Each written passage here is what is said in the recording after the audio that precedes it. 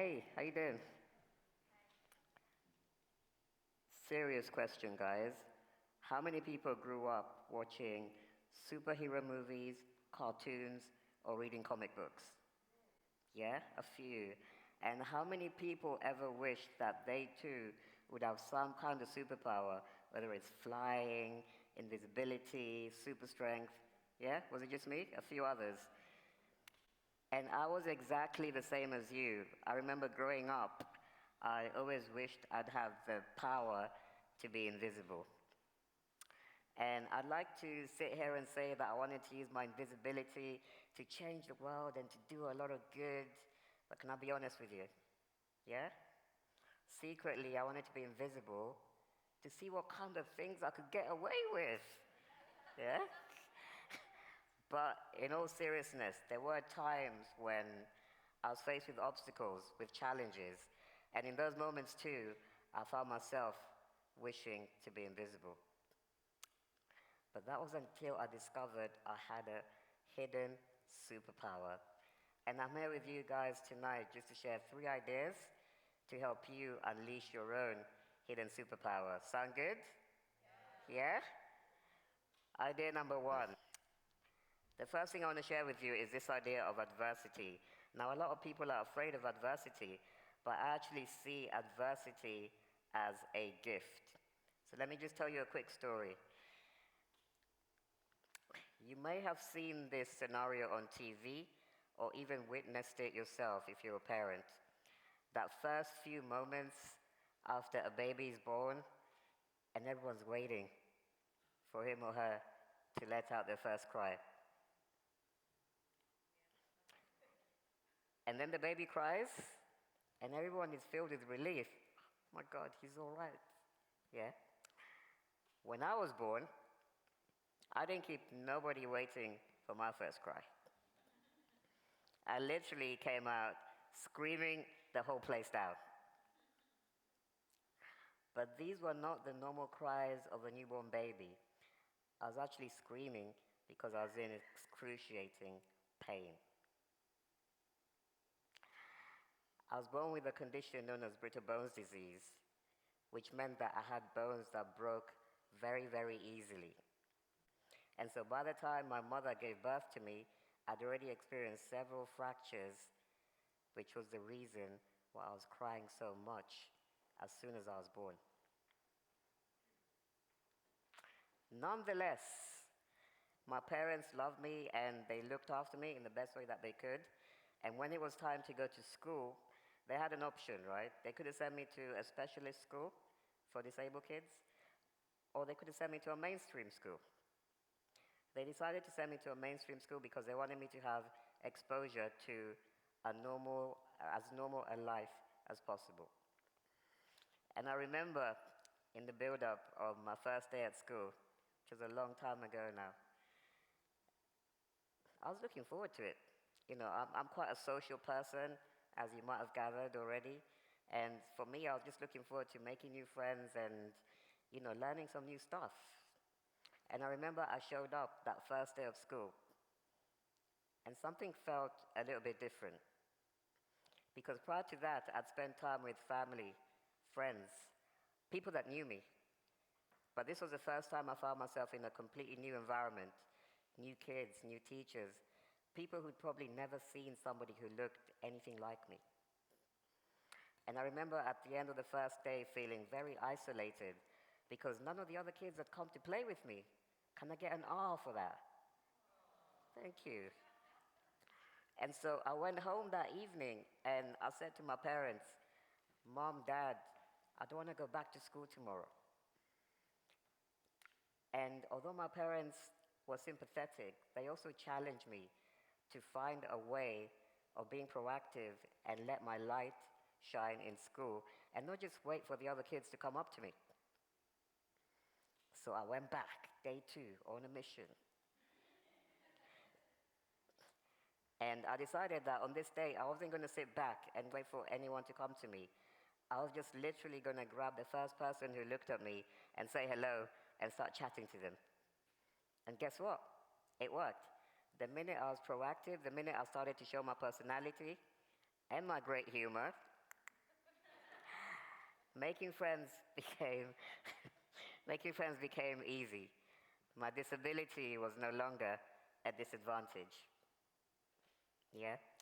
And there's going to be times in your life, in your business, in your health, in your relationship, when you're faced with adversity. And just like I was able to overcome my disability from a disadvantage to an advantage, perhaps there is a way you can overturn that obstacle into an opportunity. You with me? Lesson number 2. Remember, I'm sharing 3 ideas to help you unleash your hidden superpower. So number 2 is something that I like to call taking extreme ownership. And let me just explain this a little bit because this might be alien to a few people. Regular ownership would be to say, if you imagine that we live on a street, regular ownership would be to say, it is my responsibility to ensure that I keep my section of the street clean and tidy. Yeah? Extreme ownership says, if living in a clean neighborhood is so important to me, then it's my responsibility to ensure that the whole neighborhood gets kept clean and tidy, even if my neighbors, yeah, you guys, do not pull their weight. So, you leave the rubbish, then I have to come and pick it up after you because I believe so much that this is important.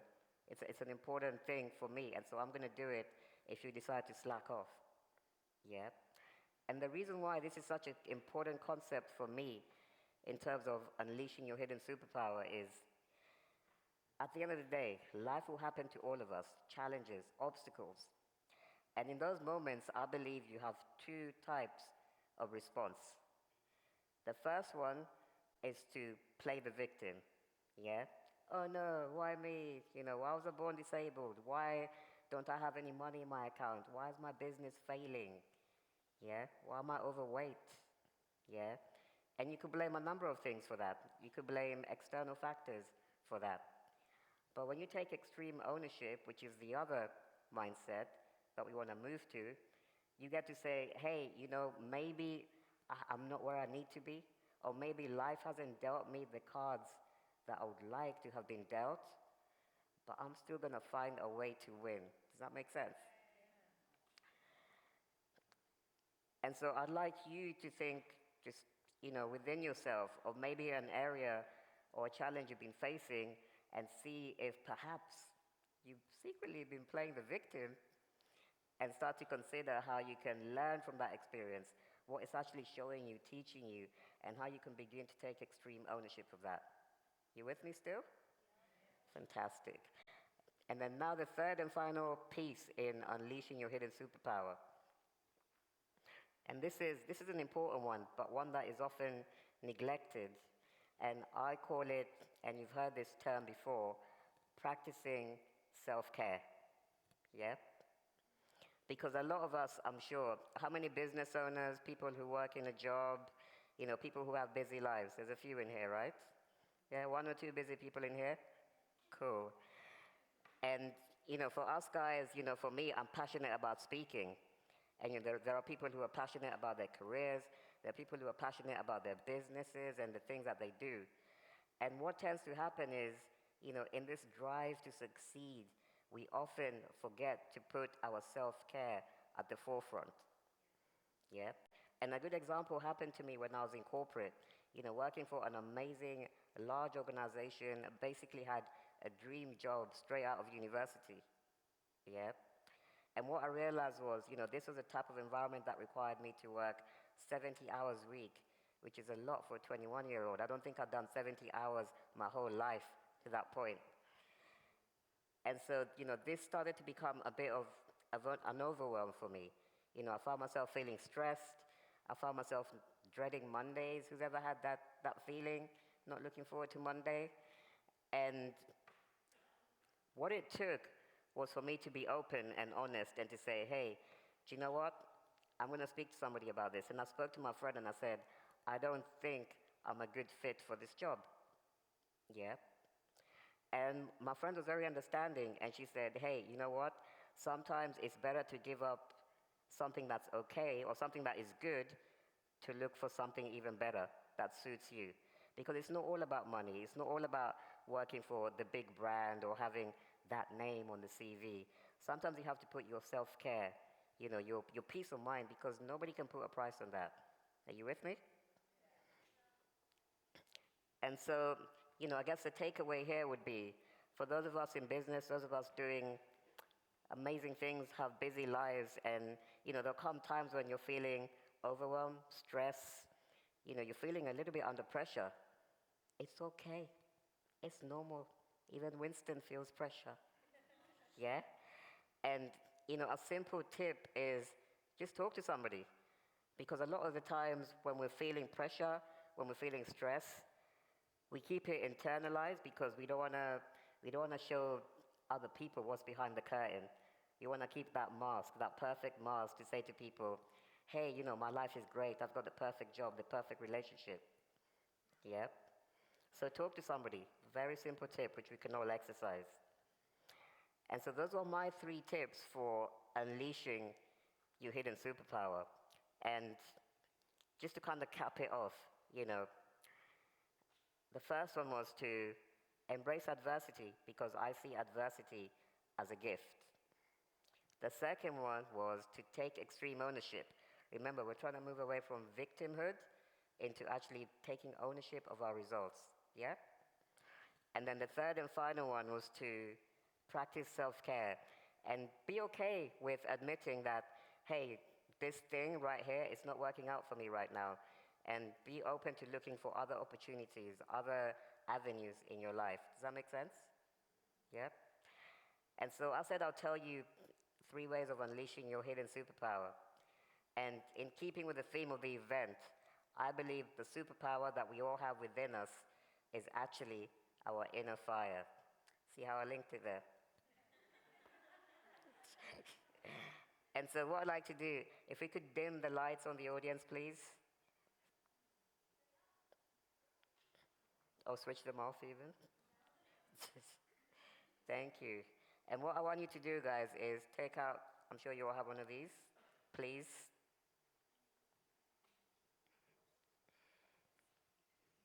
And we're all going to unleash our inner fire together right now. And just go into your applications and get your torch out. Someone's beat me to it already. My gosh. Yeah, and I want you to hold it up.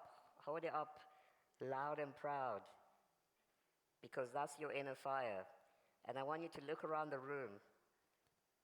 Look around the room and take a snapshot of this memory so that when you're feeling down, when you're facing a challenge, an obstacle, remember that you have the inner power and the capability to overcome anything that life can throw at you.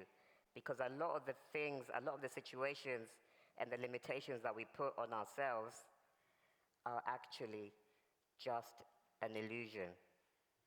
Thank you very much, guys.